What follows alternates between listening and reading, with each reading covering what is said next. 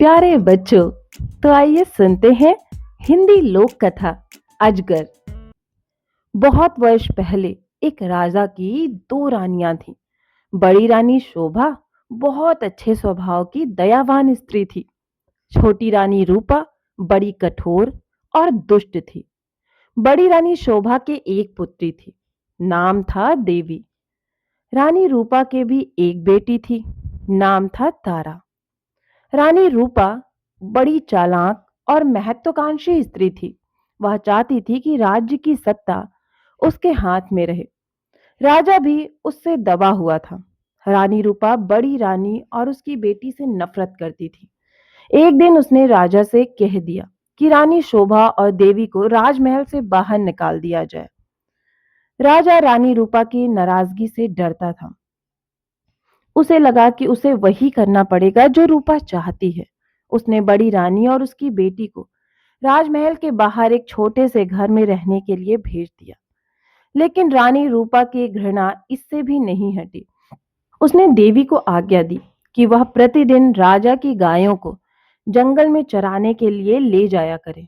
रानी शोभा यह अच्छी तरह जानती थी कि यदि देवी गायों को चराने के लिए गई तो रानी रूपा उन्हें किसी और परेशानी में डाल देगी। इसलिए उसने अपनी लड़की से कहा कि वह रोज सुबह गायों को जंगल में चरने के लिए ले जाया करे और शाम के समय उन्हें वापस ले आया करे। देवी को अपनी माँ का कहना तो मानना ही था, इसलिए वह रोज सुबह गायों को जंगल में ले जाती। एक शाम जब वह जंगल से घर लौट रही थी तो उसे अपने पीछे एक धीमी सी आवाज सुनाई दी। देवी, देवी, क्या तुम मुझसे विवाह करोगी? देवी डर गई। जितनी जल्दी हो सका उसने गायों को घर की ओर हाँका।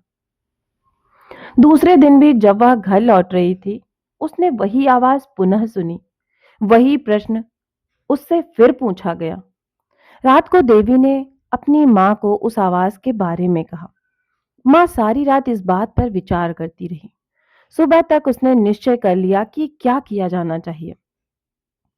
सुनो बेटी, वह अपनी लड़की से बोली, मैं बता रही हूं कि यदि आज शाम के समय भी तुम्हें वही आवाज सुनाई दे तो तुम्हें क्या करना होगा? बताइए मां, देवी ने उत्तर दिया। तुम उस आवाज को उत्तर देना। रानी शोभा ने कहा, कल सुबह तुम मेरे घर आ जाओ, फिर मैं तुमसे विवाह कर लूंगी। लेकिन मां, देवी बोली, हम उसे जानते तक नहीं। मेरी प्यारी देवी, मां ने दुखी होकर कहा, जिस स्थिति में हम जीवित हैं उससे ज्यादा बुरा और क्या हो सकता है। हमें इस प्रस्ताव को स्वीकार कर लेना चाहिए। ईश्वर हमारी सहायता करेगा। उस संध्या को जब देवी गायों को लेकर लौट रही थी, उसे वही आवाज फिर सुनाई दी। आवाज कोमल और दुख भरी थी। देवी, देवी, क्या तुम मुझसे विवाह करोगी? क्या तुम मुझसे विवाह करोगी? आवाज बोली। देवी रुक गई। उसने पीछे मुड़कर देखा, लेकिन उसे कोई नहीं दिखाई दिया। वह हिचकिचाई। वह वहां से भाग जाना चाहती थी, लेकिन फिर उसे मां के शब्द याद आ गए। वह जल्दी से बोली, हाँ, यदि तुम कल सुबह मेरे घर आ जाओ तो मैं तुमसे विवाह कर लूंगी। तब वह बड़ी तेजी से गायों को हाँकती हुई घर चली गई। अगले दिन सुबह रानी शोभा जरा जल्दी उठ गई। उसने जाकर बाहर का दरवाजा खोला, देखने के लिए कि कोई प्रतीक्षा तो नहीं कर रहा। वहां कोई भी नहीं था। अचानक उसे एक धक्का सा लगा और वह स्तब्ध रह गई। एक बड़ा अजगर कुंडली मारे सीढ़ियों पर बैठा था।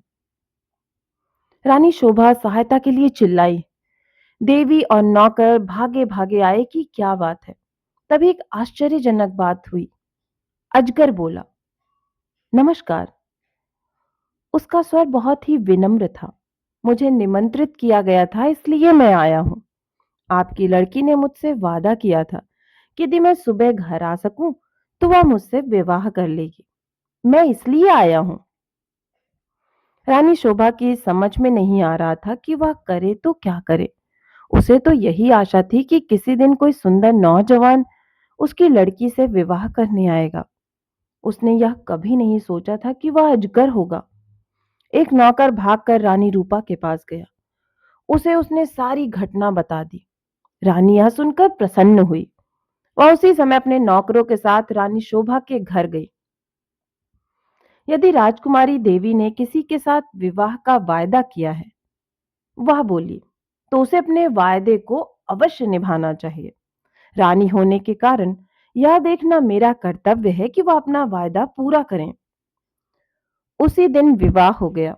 रानी शोभा और देवी के लिए यह कोई प्रसन्नता का समय नहीं था, लेकिन इतने दुर्भाग्य सहने के बाद वे किसी भी प्रकार की विपत्ति का सामना करने को तैयार थी।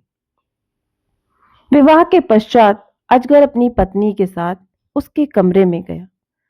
सारी रात रानी शोभा ने प्रार्थना करते हुए बिताई कि उसकी बच्ची ठीक ठाक रहे। दूसरे दिन बड़े सवेरे उसने देवी के कमरे का दरवाजा खटखटाया। एक सुंदर नवयुवक ने दरवाजा खोला। देवी उसके पीछे खड़ी थी। मैं आपको कह नहीं सकता कि मेरी जान बचाने के लिए मैं आपका और देवी का कितना आभारी हूं। वह नवयुवक बोला, मैं एक शाप के कारण अजगर बन गया था। एक वन देवता मुझसे क्रुद्ध थे और उन्होंने मुझे अजगर बना दिया था। बाद में उन्हें अपनी करनी पर दुख हुआ। तब उन्होंने कहा कि यदि कोई राजकुमारी मुझसे विवाह कर लेगी तो मैं फिर से मनुष्य बन जाऊंगा। और अब देवी ने मुझसे विवाह कर लिया। मेरा शाप उतर गया है। अब मैं फिर कभी अजगर नहीं बनूंगा। रानी शोभा बहुत प्रसन्न हुई। वह अपनी लड़की और दामाद को राजा से मिलाने के लिए ले गई। यह बड़ी विचित्र घटना थी। चारों ओर से लोग इस विचित्र नवयुवक को देखने राजमहल में आने लगे। सभी उत्सुक थे, सिवाय रानी रूपा के। रानी रूपा बहुत गुस्से में थी। उसने झल्लाते और खींचते हुए अपने आप को कमरे में बंद कर लिया। देवी का भाग्य उससे देखा नहीं जा रहा था। वह चाहती थी कि उसकी बेटी तारा भी ऐसी ही भाग्यशाली बनी। आखिरकार उसे एक युक्ति सूझी। उसने अपनी लड़की को बुलाया। देवी का विवाह तो अब हो गया है, वह बोली, इसलिए गायों को जंगल में चराने के लिए तुम ले जाया करो।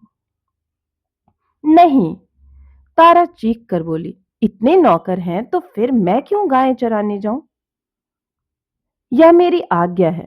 रानी क्रुद्ध होकर बोली, एक बात और भी सुनो। यदि जंगल में कोई तुमसे विवाह का प्रस्ताव करे तो तत्काल कह देना कि तुम विवाह के लिए राजी हो, यदि वह अगले दिन सुबह हमारे घर आ जाए। तारा माँ की इस योजना से भयभीत हो गई। वह गायों को जंगल में नहीं ले जाना चाहती थी। वह खूब रोई, लेकिन रानी फिर भी नहीं पिघली। तारा को उसकी आज्ञा माननी पड़ी। तारा रोज सुबह गायों को जंगल में चराने के लिए ले जाती, फिर शाम के समय वापस ले आती। लेकिन उसने एक बार भी जंगल में किसी तरह की आवाज नहीं सुनी जो यह कह रही हो कि क्या तुम मुझसे विवाह करोगी। फिर भी रानी निराश नहीं हुई। जंगल में कोई अजगर तो था नहीं जो तारा से विवाह का प्रस्ताव करता। इसलिए उसने खुद अजगर ढूंढने का निश्चय किया। उसने अपने नौकरों को एक अजगर लाने की आज्ञा दी।